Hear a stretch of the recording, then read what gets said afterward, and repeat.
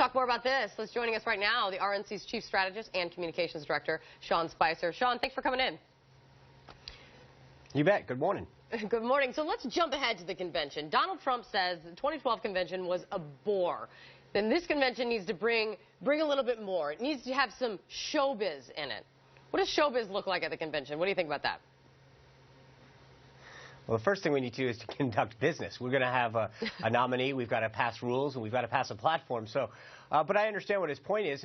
But the difference this year is, I think, if you look at the debates and the turnout that we've seen, the eyes of the world, not just the country and the party, are going to be on us in Cleveland because the excitement and the enthusiasms on the Republican side, not the Democratic side. So I get his point. I think we've got an amazing team out in Cleveland preparing for this convention, and I think all Republicans are going to be very proud of that gets put on there, but more importantly, that we're going to have a great nominee come out unified and be prepared to win in November.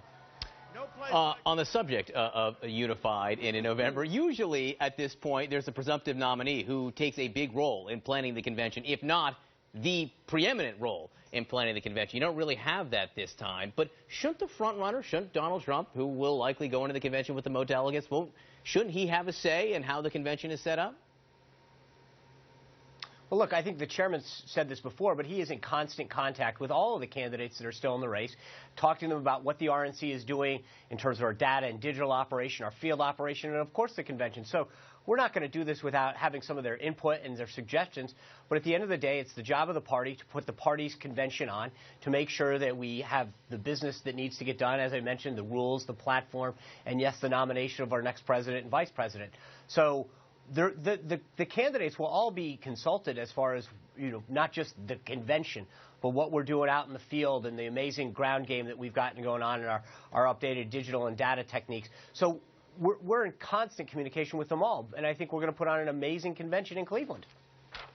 On that amazing convention, on the delegate these are the delegates we're talking about now. On the delegate front and how they will be, what they'll be doing at that convention, Donald Trump has had quite a few things to say about it. I know that you know them all, but just to remind our viewers, here's one of the latest things that he said on the delegates. Listen to this.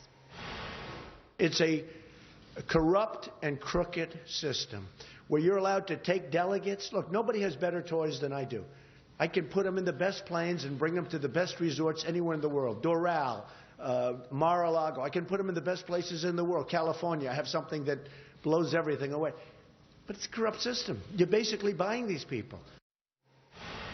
Look, you might not like the way he says it, Sean, but on some level, isn't Donald Trump right? With all due respect, no. I mean, we have a system that's been in place since 1856. Explain to me how it is. It's out there for everyone to see. If you go to conventionfacts.com, it lays out in every. Hold on. I was asked a. Okay, go ahead. I was asked a question. I'm answering it. The answer to the question is, look, we are a states' rights party. Each of these states submitted a plan as to how they allocate and select their delegates. It's out there for the world to see. It's been available for everybody, including these campaigns, since October of last year. Donald Trump right now has gotten 37% of the vote, and he's got 45% of the delegates. He went into a state like Florida that had 99 delegates. He got 50% of the vote, and yet he got all the delegates. So some states, when they win and they do well, it's not rigged. If they don't like it in a certain state, then it's rigged. But I think at the end of the day, it's a great system. It's a lot more democratic than what the Democrats do with their superdelegates, who are unaccountable party bosses that aren't elected by the grassroots of their party. Everyone who's going to Cleveland is someone that represents the grassroots in their state, county, or congressional district. I think that's a pretty darn good system. So what we were asking about there, though, Sean, you're responding to the idea that Donald Trump has said the game is rigged.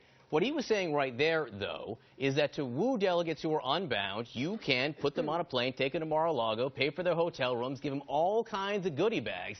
That's where we were saying he's not wrong. That is all within the rules, as far as we understand it, of trying to woo delegates for the convention. And the question then is, is that an optimal system? If flying to Mar-a-Lago, giving them rounds of golf and giving them all kinds of goodies is the way to do it? Is that democracy at work?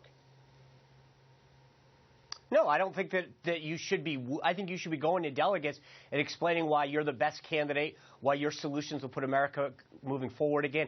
I mean, but I can't. So, yeah, I agree with Donald Trump. I think that going out and lavishing delegates with gifts is probably not the best way. I would rather see folks wooed by their district, or talking to them about how they're going to make the party better, or why that they've got the best chance to win in November. So on that, we probably agree, but I don't know that that's going on right now. Mm-hmm.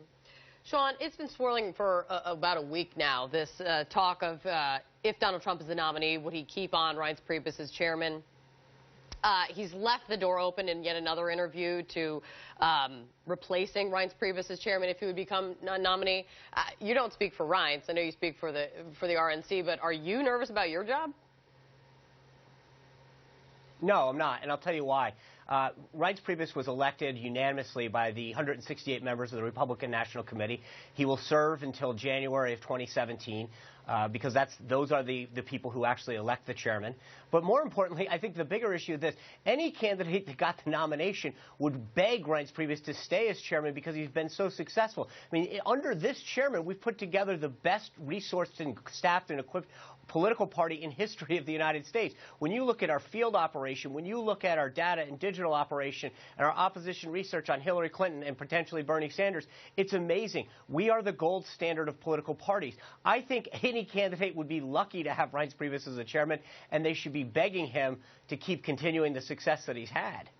Maybe gold-plated fixtures on airplanes, meets the gold standards of parties. It could be a successful merger going forward. Sean Spicer, thank you so much for being with us. The gold standard of RNC spokesman.